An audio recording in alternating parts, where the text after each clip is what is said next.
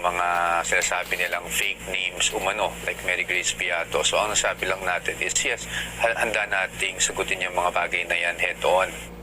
Isa-isa at punto por puntong sasagutin ni Vice President Sara Duterte ang mga inaakusa sa kanya sa isinampang impeachment complaint.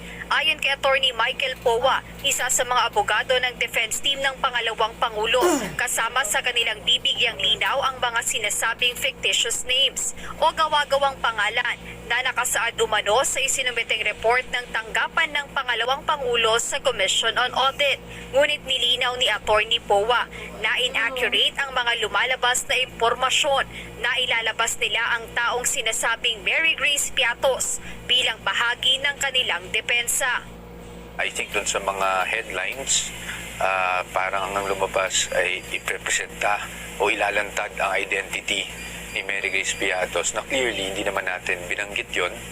I don't know if it was for clickbait reasons or ano, but mukha namang nagkaroon lang ng siguro miscommunication or misinterpretation on those parts. Muling binigyang diin ng abogado ang kahandaan ng defense team na harapin ang lahat ng mga aligasyon laban kay Vice President Duterte.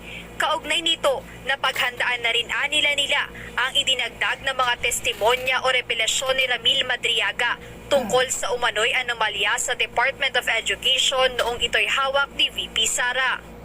Well, yung mga statements na inalabas nung nagangalang Mr. Ramil Madriaga, nung lumabas pa lang yan a few months ago, talagang nakita na namin na mukhang isa to sa mga isasama nila sa grounds for impeachment or ebidensya supporting yung kanilang grounds for impeachment. Kaya pinaghandaan na rin natin yan at we are ready without of course giving you the specifics kasi we don't want to telegraph our defenses, but we are ready to show na pawang kasinungalingan yung mga nilalaman ng affidavit na ito through evidence of our own.